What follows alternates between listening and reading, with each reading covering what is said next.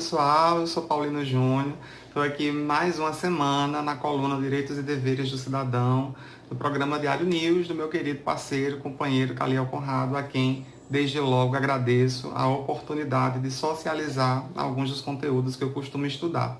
Pois bem, neste mês de abril, estamos caminhando para o encerramento, nós tivemos uma celebração importante, dentre tantas outras, para a cultura brasileira. Nós tivemos a reafirmação do Dia dos Povos Indígenas, dos povos originários.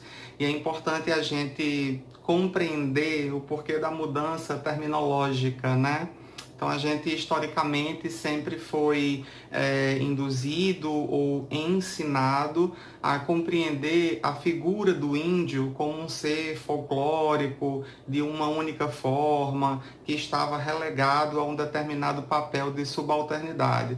Quando, na verdade, dentro desse povo tão rico, tão plural, e ancestral, existem muitas etnias, existem muitas pluralidades, atravessamentos, muita história que precisa ser considerada.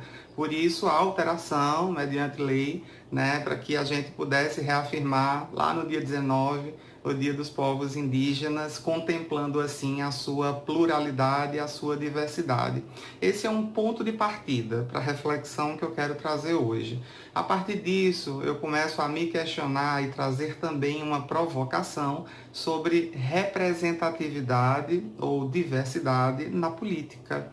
A gente está em 2023 e temos apenas 2 representantes dos povos originários, dos povos indígenas, ocupando cargos dentro do nosso poder legislativo. Uma delas é a então ministra dos povos indígenas, povos originários, Sônia Guajajara. É uma mulher indígena, altamente líder, uma liderança feminina, uma liderança política, mas num Brasil com mais de 500 anos de história, a gente hoje, em uma democracia pretensamente representativa, temos apenas 2 representantes de um povo tão plural, tão múltiplo, tão diversificado e que sofre ainda com questões de demarcação de terra e com questões de preconceito também. Então é preciso que a gente comece a pensar como é que a gente está contribuindo para a manutenção dessas estruturas e de que maneira nós, enquanto povo, eleitorado, enquanto pessoas que participam desse processo democrático, podemos também fazer uma frente para essa transformação. Aumentando também o leque de opções de reflexão, nós temos também a população preta, parda e a população LGBTQIAPN+.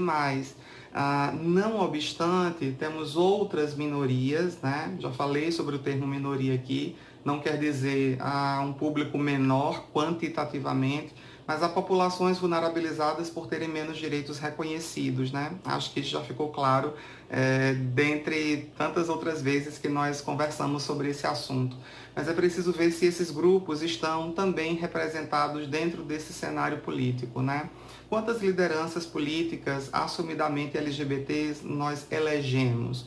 Quantas pessoas ocupam esse posto de protagonismo dentro do executivo ou do legislativo, que são cargos via eleição, Quantas pessoas com deficiência estão ali ocupando aqueles lugares?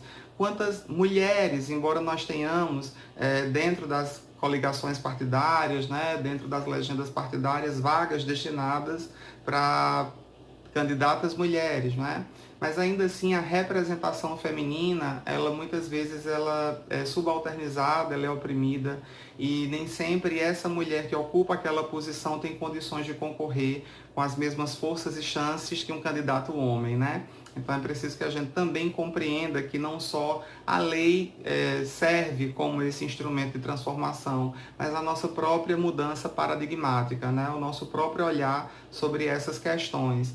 Falando sobre a população preta e parda, quantas pessoas se auto-identificam como pessoas pretas e que estão ali sendo eleitas para representar também as demandas do seu povo, A luta contra o racismo, contra a opressão e todas as outras formas de subalternização dessa luta que é histórica e que é um dever de reparação do país contra essa população que foi secularmente escravizada. Então é preciso que a gente olhe para essas representações e consiga enxergar a diversidade.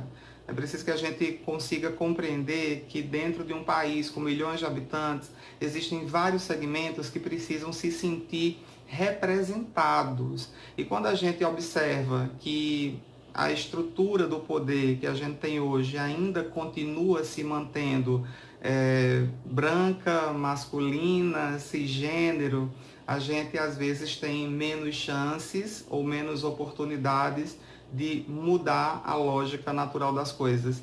E essa lógica natural das coisas, que é a manutenção do poder nas mãos de uma pequena elite, não é? Que contempla essas características que eu citei, é manter desigualdades, é manter violências, é manter opressão, né? É ter ausência de políticas públicas ou ações afirmativas que consigam igualar essas pessoas e conceder-lhes as justas oportunidades, assim como tantas outras pessoas têm também.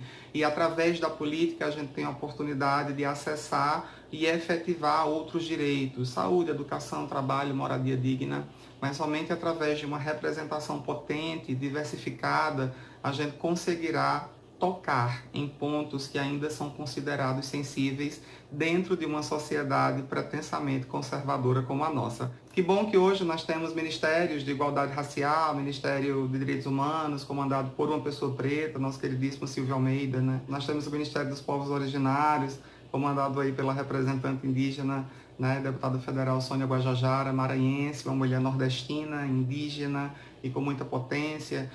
Esse cenário ele vem mudando, mas ele vem mudando ainda de forma muito lenta, né? A gente não tem ainda tantos candidatos ou tantas candidatas, né, com todas essas representações. Nós temos também na Câmara dos Deputados, na Câmara Federal, duas mulheres transexuais, né? As deputadas Érica Hilton, de São Paulo, e Duda Salabert, de Minas Gerais.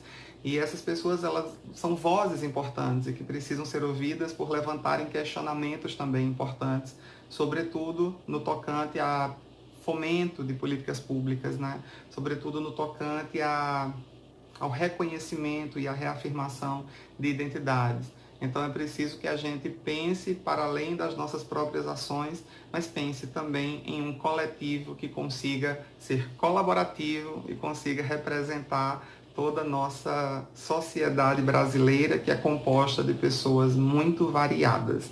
Então, eu espero ter contribuído, né, com essa reflexão da semana, e no próximo mês a gente está aqui para falar sobre algum outro tema interessante também, tá bom? Um grande abraço e até a próxima.